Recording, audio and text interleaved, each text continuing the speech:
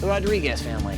Now, Sergeant Luis Rodriguez has been in the U.S. Army for 15 years. Now, 2 years ago, while serving in Iraq, something happened to him that changed his life forever. Take a look at this tape, and you'll see what I mean. Hi, ABC with the Rodriguez family. I'm Louis, the dad. I'm Lily, I'm the mom. I'm Michelle, and I'm 9 years old. I'm Melanie, I'm 6 years old. So Master Sergeant Luis Rodriguez is what you call a career soldier. He grew up in Puerto Rico, and his dream was to join the U.S. Army. I like the fact of honor as a way of life, and there's nothing that I'd rather do. He rose through the ranks being a combat medic, which means he serves his soldiers right there in the field, in the heat of battle. He's my hero. He is my hero. Now, along the way, he married his college sweetheart, Lillian, and together they had 2 beautiful daughters, Michelle and Melanie. This is my mom, and this is where my dad was. So in 2003, Luis was sent with his unit to Iraq, where he served as a combat medic for 9 months. Then disaster struck. On the 24th of November of 2003, my convoy was ambushed. On his way to an Iraqi hospital, the Humvee he was riding in hit a roadside bomb. The bomb went off about 3 feet away from me. Luis lost his leg immediately. Hey, we saw your tape, heard your story, how are you? Sorry. Oh, thank you. Luis is one of these guys who just defies all odds. You know, he's a strong dude, and he's not the kind of guy that asks for help. Well, I know you guys have been through a lot. It's been tough. You know, it's not like his leg is going to grow back and everything's going to go back the way it was. You know, you just don't have options. You just have to go, man. You just have to do things. You just can't stop. He's a big thinker. He's a guy who did not let this deter him. You know, you can learn a great lesson from this guy. Sounds like it's been kind of difficult on you, too. Well, it's not easy, you know. When you see your husband, you know, with something happen and a person who's really active, who do everything by himself, and one day, you know, he's without one leg, and you wonder what is going to be happening next, you know. And thank God he's alive, you know, because other people don't have the same luck, but I'm so grateful that he's here. And about 300 meters outside my compound, as we were leaving, a bomb went off, about 3 feet away from me. And as soon as that happened, then we came under attack. Immediately, Luis lost his leg, lost the tips of his finger, and lost hearing in one ear. The other leg full of shrapnel. And he's still giving out orders, and he's still, like, trying to maintain the focus that you need to get through a situation like that. The courage to focus on saving lives when your life is in jeopardy is something of uncommon valor. I got hit, and I felt like somebody put one of those metal buckets over my head and hit me with a baseball bat. I just closed my eyes, man, and I said, God, I just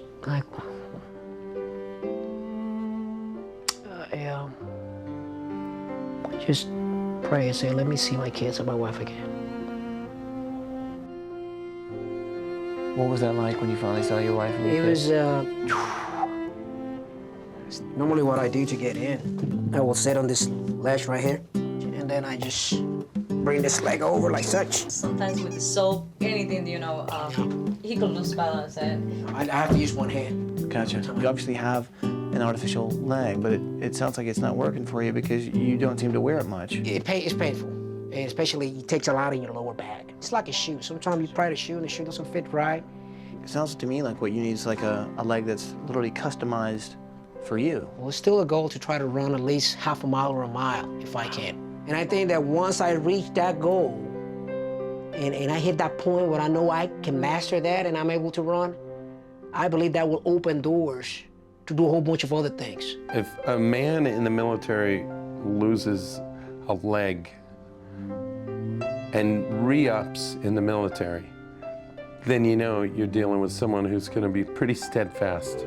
Look at how narrow that is. Yeah, not good. Everything needs to be wider. Bigger hallways, bigger door openings. No, but try one more time and I think you got it. Bathrooms are another area that just doesn't work for him. Sit down, turn the stuff on, and then swing his other leg in. Bathroom was an absolute maneuvering nightmare for Luis. A bathroom he can walk right in. Wide open. Yeah. We can't let a problem in the house deter us. We have to find solutions and move forward. Well, no matter what we do, we just have to give them enough room. Yeah. That's what we want. Open plan, open Right. space. We obviously going to make lots of changes to make things easier for Lewis, but we also want to bring in some really fun elements to this house. Man, I love it when we get amped and just ready to tear down a house. Sheetrock's flying off the wall. We see holes being punched in everywhere. Boom! Okay, so that's Paul DeMayo back there. He's Paulie DeMayo. The man's like a whirling dervish. You just pull the ripcord and you just send him in. Okay, I'm hit. I'm hit. It looks like a chunk of meat hanging off there.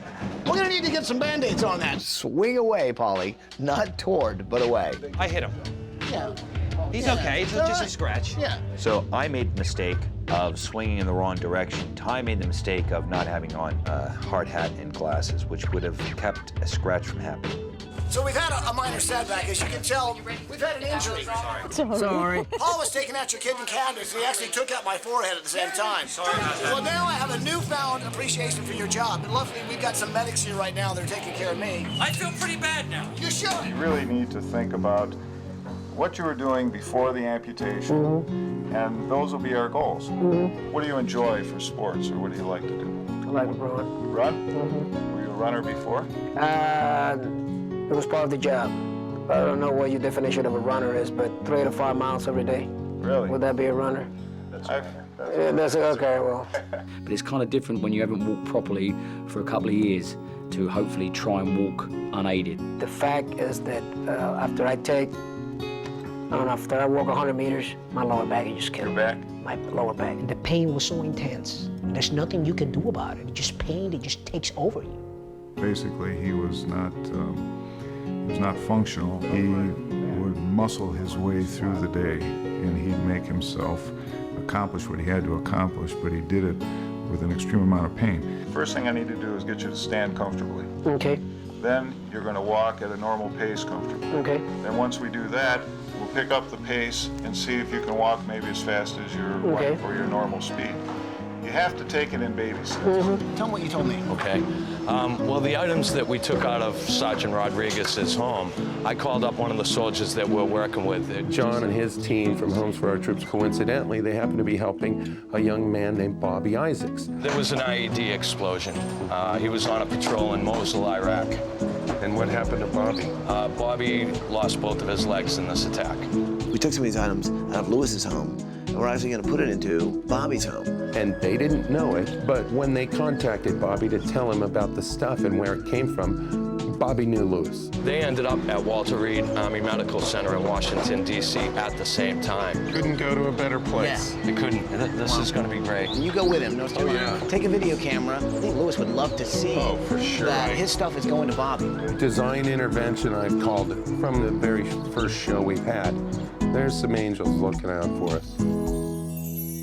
So this is the house. This is the house that Homes for Our Troops bought for Bobby right here. Going. Hi, Bobby. Hey, Bobby, I'd like you to meet Preston. You've heard where the stuff is coming from. Pretty incredible, huh? It is. It's great. Bobby Isaac is a kid, an incredible, spirited 23-year-old kid. So, Bobby, what did happen to you? We got ambushed. We got hit with a roadside bomb. I bled out about 3 times what your body holds. Yeah, if the medics wasn't there to take care of me, I'd have been gone. And Preston and the guys from Homes for Our Troops did such an amazing job down there for Bobby Isaacs. No, but we'll slide it. He's still holding a lot in, and it's a tough road, but you can really see in his eyes that he's going to be all right. Shine the light on this. Let me see what it looks like down here. He's lost a leg. You get up and do a tourniquet on that. He's got a lot of bleeding. It's intense. These medics, what they go through, it's a scary thing. It really is. Polly, he's got a bad wound back here on the back. You'll need another field dressing. The panic of trying to stop bleeding. Get a tourniquet on that, Polly. Polly, get a tourniquet on this now. You have to assess the damage and find out, do they have 10 toes? Do they have 10 fingers? Are they breathing? I got another one here. Get the needle. There we were in a simulator, getting a little nervous. Imagine if there were real bullets going over your head and real bombs going off, and that it's your friend that you're trying to save. I didn't realize these guys go into harm's way like that on a daily basis to bring people back home alive. Let's go! War is a terrible thing, and And you have guys that step up to the plate and guys that don't, and these guys step up to the plate. Take it up to 1 mile an hour and just see how you do here. Okay. Luis Rodriguez is one of the kind of guys that's never going to give up. He's gonna eventually be able to run, you know, a marathon, and that's his goal. He's gonna run again. Perfect. Feeling good? Feeling good. Take her up? Pick it up. Take her up. You tell me when. Keep going. You tell me when. I'll just go. That's 3.5 miles an hour. You're gonna approach jogging pretty soon. That's good. Not going too fast. Take it. Take her down. Take it down. To see this guy on the treadmill after just like 7 days of training, it just blows me away at his determination. And you realize that anything is possible if you want it bad enough. I knew this guy was never going to need crutches again. I knew that if there was anyone on this planet that could make it through this thing, it was this guy, because that's just the way he is. I'm good. All right, good job. This guy did a really cool thing. He came over and offered the flag that we could put up on the flagpole. It's the very flag that flew in Iraq. So on July 4th, we hoisted this flag at Baghdad International Airport. My guys went nuts. It just brought morale up. I'm talking to some of my soldiers I had then. We felt that Luis symbolized everything that this flag stands for. His professionalism, his dedication, and he's a mentor, and he promotes such a positive attitude. It's a reminder of what they do every day. We're the people they do it for, and that's what that symbolizes. It'll really mean a lot to Luis. So when he comes home to his new house, the one thing you'll see right in his driveway is the flag flying. His flag. His flag. Awesome, man. Well, what do you say we raise this thing? Glad to. As Sergeant Wagner was raising the flag, and we were all kind of looking at it, I noticed that there was this small tear. For me, that just symbolized, you know, this is a flag that was in war, and it came back a little damaged. That's kind of like Luis. Last time we saw him, he was with crutches. He comes home, he doesn't have crutches anymore, and he's like standing up. To me, that was just like a really cool thing to see in 7 days. To see him get out of the limo, no need for crutches. I knew this guy was never going to need crutches again. No crutches, no cane. It was all Luis on his own. I was excited. Yeah, baby! It's like a concert. Lillian, Michelle, Melanie, and Luis. Let's go check out your new house. All right, let's go. You see the gradual slope? Yeah, I noticed that. Because we've lowered the whole house, you no longer have steps going into your house, which makes things a lot easier. So do me a favor. Go through that door and check out your new house.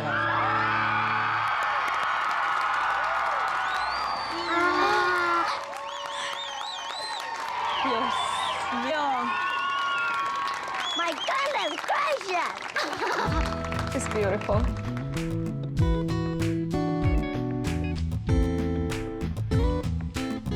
So this is huge space. I mean, huge. No walls, no nothing. Just huge space. I saw space for my husband. Easy access for him to walk. This is beautiful. Most of us in the service, we don't make much money. What we do at work is what drives us. It goes beyond having luxury or having nice appliances. To have something like that, this is not the norm. It is not. Oh.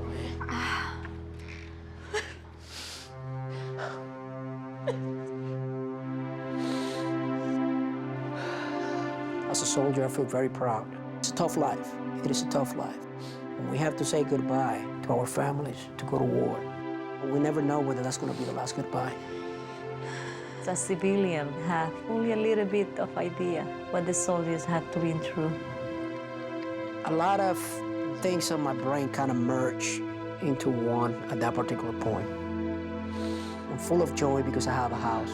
But at the same time, there's still a war going on, and I got some of my comrades still over there paying the price every day. It looks like it's Christmas. Wow.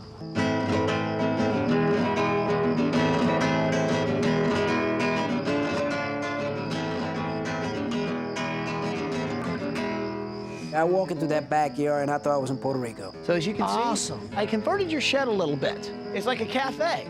Check this out. These are palm trees that actually missed out water. Isn't that nice? Ah. And then over here, it's a little settee bed, and I actually made this coffee table out of broken plates, and I had a blast throwing them against the wall. Bring a lot of memories, the food, the beaches of Puerto Rico. It's a dream going into my backyard. Here they come. The design team has worked all week, and of course, Clay Powers and his team. And Clay was really cool, came up and actually handed the keys over to Lewis. It took Lillian by surprise because Lillian wasn't expecting anything like that. Hey, guys. Yeah, Lewis. He's smiling and saying, "Hey, look, I'm moving back and forward. Look at me, you know, I'm back." This guy a week ago was on crutches, for crying out loud. To see him out there moving it, and the kids couldn't take their eyes off Dad. I mean, I don't think any of us could take the smile off our faces.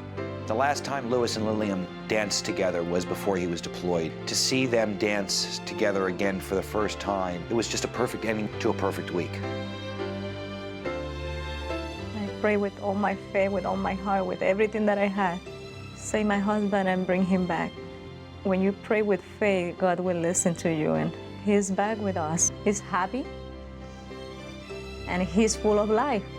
You guys have not only impacted one family, but you guys have impacted the entire community. And that is something that will last for years to come. Well, thank you very much, ABC. Thank you, ABC, from the bottom of our heart. Thank you. I love you. So guys, Michael, Eduardo, Paige, and Daniel, we're in Florida, heading down the coast to Riviera Beach to meet Dunstan Rainford and his family. He's a single dad raising 3 kids. His son, Dunstan Jr., his daughter, Shauna Kay, and his niece, Cara. Now, Dunstan was born in Jamaica, moved to America to make a better life for himself and his kids. But recently, they've really gone through some really tough times, and, well, things have actually even gotten worse. Take a look at this tape and you'll see what I'm talking about. Hi, ABC, we're the Rainford family. I'm Dunstan Jr., and I'm 16 years old. I'm Shauna Kay, I'm 15. I'm Clara, I'm 14. Dunstan is my uncle. And I'm Sophia, I'm Dunstan's sister, and these are my kids, and these are my nieces and nephews. Unfortunately, Dunstan couldn't be here with us because he's in the hospital, but come on in anyway, ABC. Let's tell you about Dunstan. Wow, he couldn't even be there. My name is Dunstan Rainford, and February 2nd of this year, I was diagnosed with T-cell lymphoma. It's a form of cancer. I'm going to be here still for 3 weeks outpatient, and then I'm going to be returning to my home. I try to give them children comfort by saying, listen, even though it's hard, there's sometimes, you know, we gotta just deal with it. I describe my dad as a very noble and hard-working person. He's been working all his life to make our life better. Over the years, my dad's been really good at making us comfortable, and he saved us money or whatever, and he took the time out to help us. Dunstan had a good job, and he started actually saving a little bit of money that he could put into fixing up this little house he had for his family. But the home was damaged by Wilma. Well, then Hurricane Wilma hit, and it hit hard. My biggest fear is my dad dying, because if he dies without the house being fixed,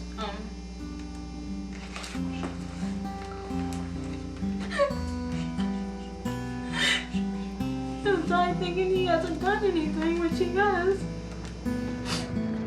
Dunstan's not worried so much about himself. What he's worried about is his kids.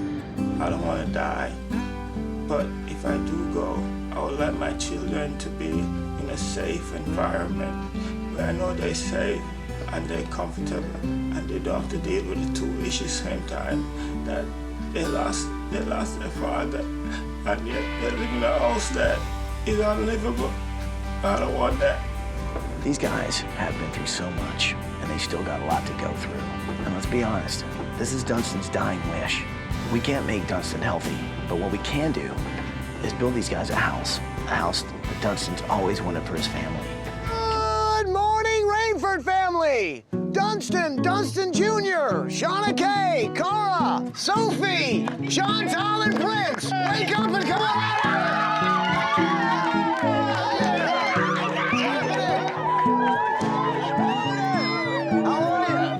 Came running out and screaming, and then we looked in the doorway, and you could just see Dunstan standing there, And it was almost like this huge sigh of relief that someone's here to help.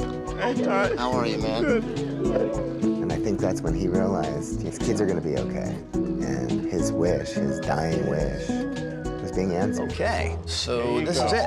Now, were you guys here when the hurricane came through? Oh, yeah. I mean, did you hear the roof ripping off and everything? We were just like seeing this huge black thing fell. We're like, whoa, what was that? That was the roof? Yeah. The minute you walk into the Rainford's house, you realize what they've been through, and it's called Hurricane Wilma. Wow. The ceiling just...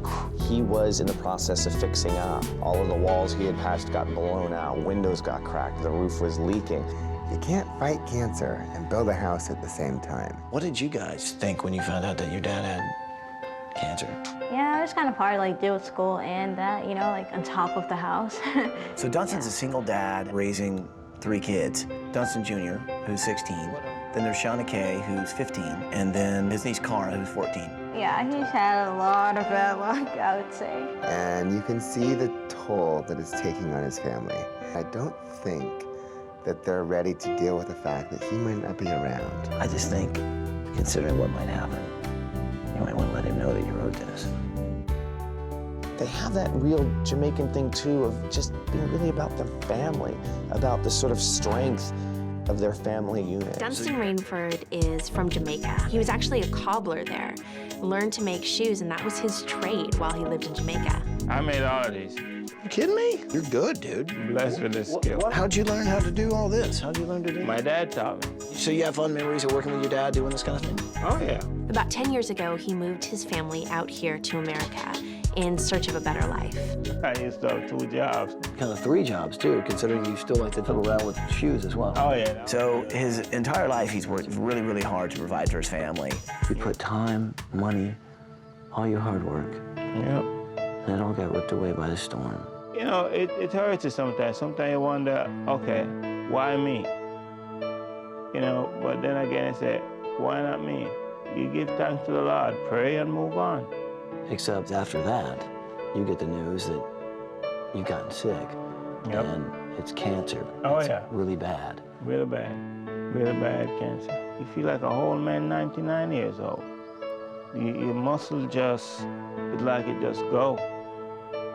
Like it just go, and the cancer can spread anytime.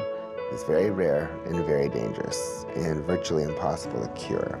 Dunstan, have you thought about what'll happen to your kids if you don't make it through this? Yeah, the first thing coming my mind was my kids, I mean, you know, my children and my family. The only thing he cares about is his family and knowing that they've got a place to live when he's gone. He knows that he has to do something, and that's why he called upon us. With a sparkle in my eyes, I grabbed the megaphone, cause it's time to change some lives. I dialed up the team to say hello like Lionel Richie. I said, yo, you know what time it is? It's time to get busy.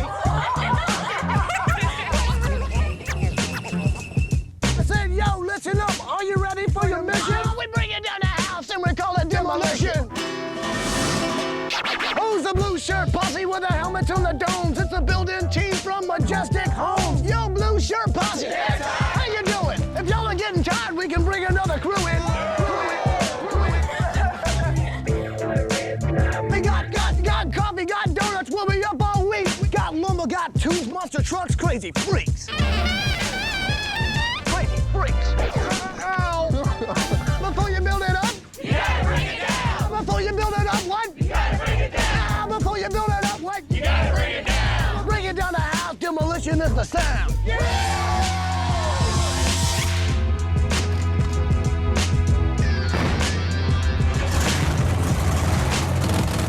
Morning, day 3, and the sun is coming up, and look what we have here. We have walls flying in, and this is really, really exciting. It's something we've never done before. These are pre-panelized concrete walls. These walls make this house completely hurricane resistant. These walls withstand up to 230-mile-an-hour winds. That's a Category 5 hurricane. Dunstan Rainford, he has one wish, that we build a home for his family. So, God forbid if he's taken away from them, they'll be safe. The cool thing about these walls is that on the inside it's actually the styrofoam material. It's insulation, and in this neck of the woods, very important. We're also using hurricane windows. These windows can withstand winds of like 130 miles an hour. You know what it is? It's all about peace of mind. It's all about a family being able to stay in there through thick and thin emotionally or otherwise, and just feeling safe, feeling like they're going to be able to get up the next morning and everything's going to be all right. Hello? We'll have to be admitted to the hospital. Hey, Sophia, what's happening? Is everything okay? Things are kind of taking a turn for the worse. Wow. Here's the thing about cancer, especially T-cell lymphoma. Things can change in a day. We found out that he had to go back to the hospital, and they wanted to run tests, and the family was really, really worried. Let me know if you guys need anything, okay? And we'll be thinking about you guys. Yo, designers! Hey, yo, Eduardo, Paige, Daniel. Yo, Michael, come here for a minute. What's that? Well, I just got a phone call from Sophia, and, well, you know, we didn't send the family on vacation because, well, we wanted to keep them close in case something happened, being near the hospital. Right. Well, something kind of happened. Dunstan went in for just routine tests, and now the doctors want to keep him in the hospital. So here's the thing. We still got a lot to do. We're still going to stay on our mission. We still got to finish this house. But just think good thoughts, because the family's really kind of going through it right now, and they're really worried about Dunstan, okay? So let's cross our fingers and just try and get this house done. All right, let's do get it for busy. Dunstan, guys. Michael, You guys ready? Hey, Ty, everything's great here. Damian Marley is here, and we are ready to roll. Let's do it! Yeah, greetings again in the name of His Imperial Majesty Emperor Haile Selassie I Jah Rastafari. We're sending a special shout out to the Rainford family. You don't know. Oh, yeah. Big up yourself on your journey. Yeah, Rastafari bless you. Yeah, tra-la-la, tra-la-la. Check it. Now, vexation of spirit is a waste of time, and negative thinking, don't you waste your thoughts. Damian Marley sang the song called There For You that he had written about his dad, and it was really appropriate for the occasion because I think he was sending a message to Dunstan from his family. And that's what really makes the world go round. And unconditional love is scarce. Till Shiloh, I shall not forsake thee. Now and forevermore. Forevermore. Yeah, forevermore.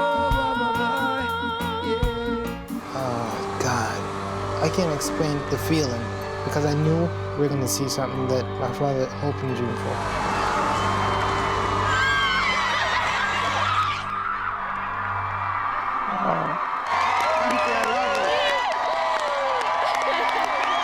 I was standing in front of that house. It's like a dream come true.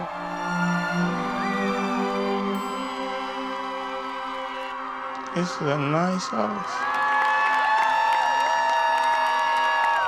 Uncle Dunstan, he told us have the excitement that he would have, the excitement that he missed, just fill it in for him. Foyan started running up and down the aisles, high-fiving everybody. It was awesome because he's holding up his pants at the same time doing it. That is good.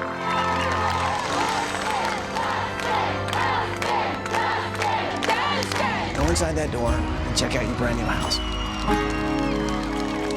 Oh my God!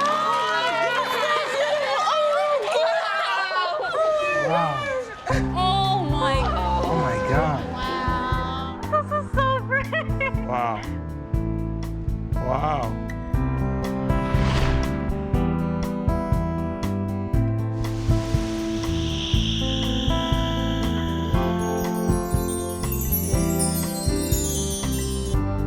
Oh man!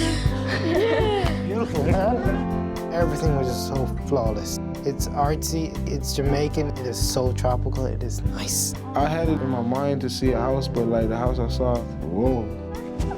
I feel relieved because we have a house to live in. My dad has a house to come home to. Are we gonna really stay here? Hubba. Oh my gosh!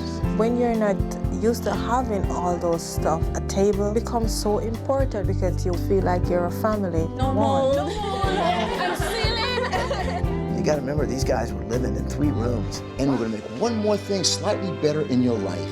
We're gonna take the mortgage that you have on this house, and we're gonna take it and go like this.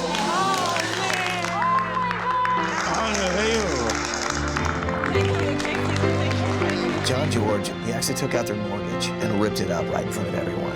Oh, man. This is great. Shauna Kay came over and hugged me and whispered to me, "Don't worry, we are going to make something great out of our lives because of this." Dunstan never comes home to see this house. It won't be in vain. We are here because Dunstan wanted us to take care of his family. So guys, Paul, Michael, Preston, Tanya, and Daniel, we're driving through Texas to a little town that got hit really, really hard by Hurricane Rita.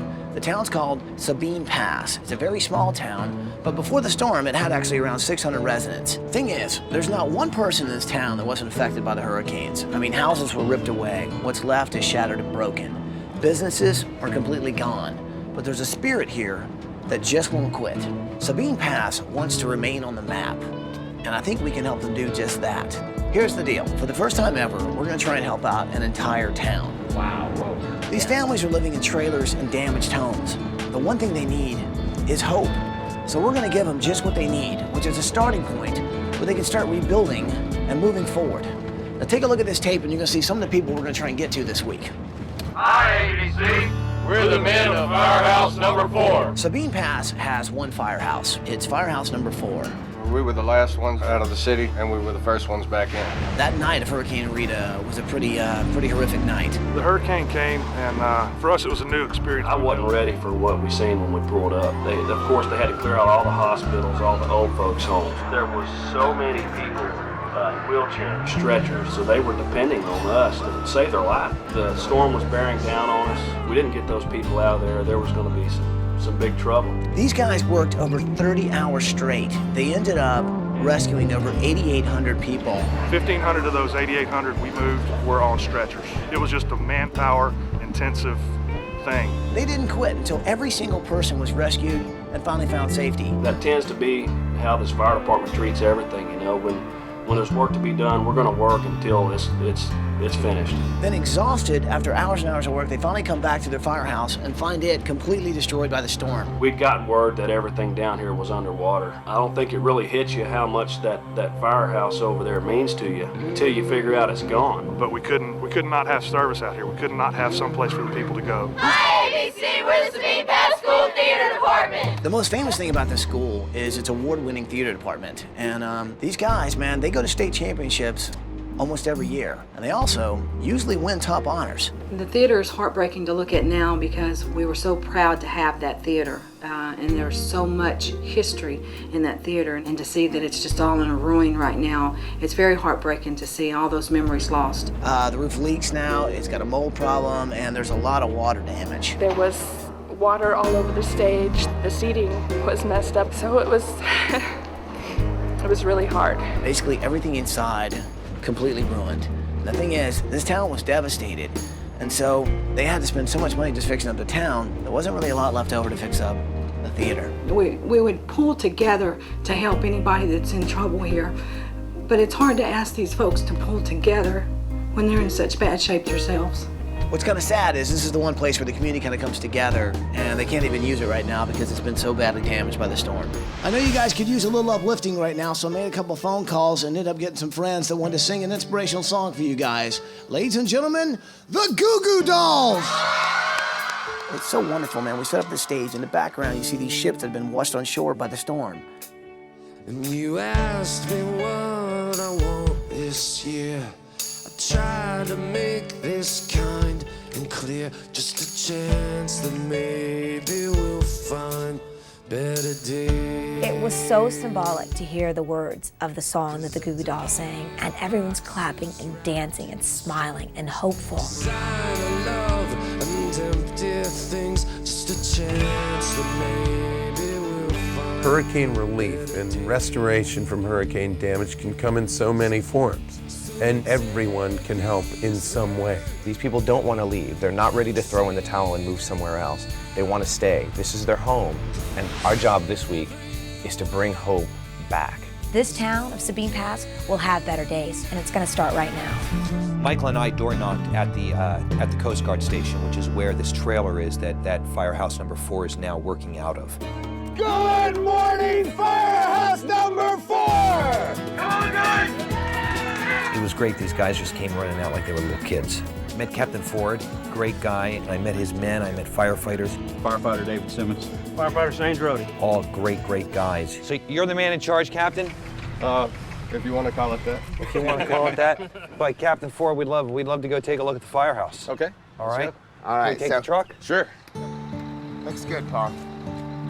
We wanted them to take us down to the firehouse, and one of the things I noticed about that fire truck, it's about 15 years old, a lot of miles on this thing. It's not like Sabine Pass has a lot of money to buy new fire trucks. Fire trucks can cost anywhere from $250,000 to $1 million, and they just don't have that kind of money. Wow. Doesn't look too good. It's a little stiff. Wow. After a big fire, you're exhausted. Completely exhausted, but you know, sometimes we'll talk about it. As often as not, we'll talk about something completely unrelated to it. Like that's the furthest thing from our mind. Right. And really, a lot of times that's the way we wish it was. Captain Ford in Firehouse number 4, family guy, he loves his men, and he wants to make sure that his men are taken care of. He wants to make sure that Sabine Pass is taken care of. A lot of field fires happen in Texas because it's very dry, and these guys cover all that. They save homes from being burned because, you know, homes are right next to these fields. Water rescue, we're right on the Gulf there. They cover the highways near there, those Texas highways, and accidents that happen to people just traveling through Texas. So one of the things that's very important about Sabine Pass is Firehouse number 4. What was really important for us to do was make sure that the inside of this firehouse was going to work for these guys. We're going to gut the entire interior, and we're going to reconfigure every room. We're going to make the most use of the space. You guys are gonna love it. Remember, these are the guys who protect this community. They deserve the very best. Paulie! Hi! What are you doing? Sears American Dream campaign? Yeah. They're giving all this stuff to the guys over at Firehouse number 4. That gym stuff, it's good for them. So what, are you trying this thing out? Well, I've been trying it out, yeah, I just don't know how to turn it off. That's simple, you just hit this button right here. These guys, they go out in the field, they climb ladders, they're carrying people, they're carrying gurneys, they're doing a lot of stuff that takes physical power. So we went and got some gym equipment that we knew would help them out in their downtime to keep their muscles strong. We lived in a bigger house, and when we came back and we had lost everything in our house. You know, it's a challenge. 3 kids and me in a trailer and like this, Wow. and it's, I mean, getting up and going to school in the morning, that's a trip. Before, I feel like, oh, I lived in a big, huge palace before compared to what we're at now. You know, the kids don't have separate bedrooms anymore. They have one little bitty area with 2 beds, and it's just... So you guys are like camping, basically? Yeah. Yes, it's not any fun. These are families like you and I know. These are people that would live next door to you. They've lost everything. It looked like someone had come in and just dropped a bomb and blew our town up. It was heartbreaking. You know, lived here all my life and never seen anything like that, and you know, worrying that maybe we weren't going to live here again. We've always ran from storms, you know, but we got to come back and have our things. You know, this was actually the first time that we came back and there was nothing. And the worst part of it is I am a single mom with 3 kids. I lost both my jobs and my house, you know, so it's, you know, it was just kind of hard. Come on out!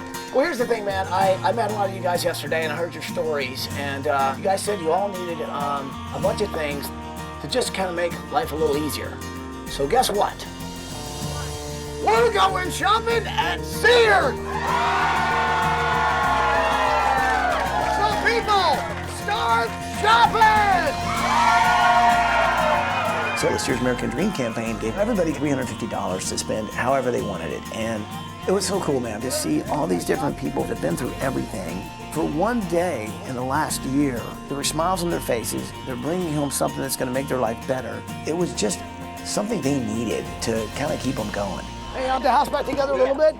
Good, guys. Continue shopping. Have fun. Hey, what's going on over here? Did you guys find some stuff today? We found some clothes. Well, good. Well, I'm hoping a couple of these things will just make it feel like you've got some of the things back that you lost. It isn't everything, but at least it's just a little something to make you feel like... It is a little something. We appreciate it very much. Now, you know, we couldn't really build all these people homes, but we could give them a little hope. And I think seeing families getting comforters, blankets, things that are going to keep them warm, seeing them getting pots and pans to eat out of, to me, that was priceless. Hey! How you guys doing? Hey, how are you? Good, good. How are you, Tom? Good, man. You guys shopping for clothes? I'm Tanya, and this is Daniel, and we're here with Extreme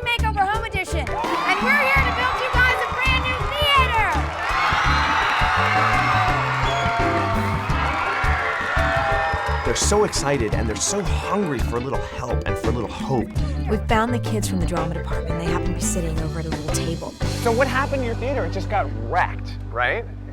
And so what is it like now? We practice it here. Yeah. Okay, wait a minute. You've been rehearsing in the cafeteria. Yeah. In the midst of all the drama students, we find their teacher, Tammy. Theater at this school has always had just a wonderful reputation. And then the hurricane came along and it destroyed everything, just everything. You guys have had a tough time, and I know this year's been hard, but you know what? The school year's gonna end on a bang. I can promise you that much. It's gonna be fantastic. Show us the theater. Somebody show us, let's go. We walked in with the kids, and there was just mildewed insulation on the floor and drywall that had fallen. I can't wait to see opening night. Hopefully there's not a dry eye in the house.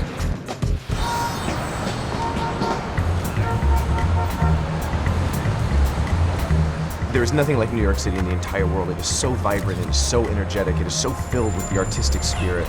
And what a great opportunity for these kids to be able to go there. A lot of them, some of them had never been on a plane before. Most of them had never been out of small town Texas. Hey, you never think you're gonna be right here in Times Square in the middle of everything. All these theaters and major shot. Oh, definitely. It's surreal. Yeah. It's just such an extreme contrast to what we have back home. And the first thing we did is we shot down to the Lower East Side to get these guys some new headshots. Every actor needs a headshot. It's your calling card. We walked around from place to place. Their eyes were as big as saucers as they saw the giant marquees and theaters everywhere. all right, guys, so to whip your monologues into shape, because you know what, we do have a show to do. We've brought you to one of the oldest and most prestigious theater schools in the entire world. Welcome to the Juilliard School. Let's go make it happen. Yeah, and you see how just giving it to me, giving it to the audience, it makes it a little more open. Yeah. And that starts to affect us, doesn't it? Yeah. And that's what we want. I don't know, it's kind of some closure with the whole storm thing and everything, and it's also made me a better actor, you know, and that's always something good. Does that make sense? And that's how you find your way through it. It was the most shocking moment of my life. I asked, what about Dad? What about my brother? Around town is horrible, especially the theater. It was very emotional. I mean, to hear the stories again and go back and remember all the things that had happened, it just, I think we all needed to get it out though, so. This entire town of Sabine Pass was actually standing there waiting to embrace these kids, bring them back from New York, bring them to their brand new, theater. When the limos pulled up, we opened the doors, all the kids are filing out. They had a different look about them. They had a different stand. You could tell these kids had been to New York City. You could tell that they had been on Broadway. The girls had their hair done a little differently, their makeup. They had outfits on that, they had probably bought in the city. They, in that just couple of days, had transformed themselves.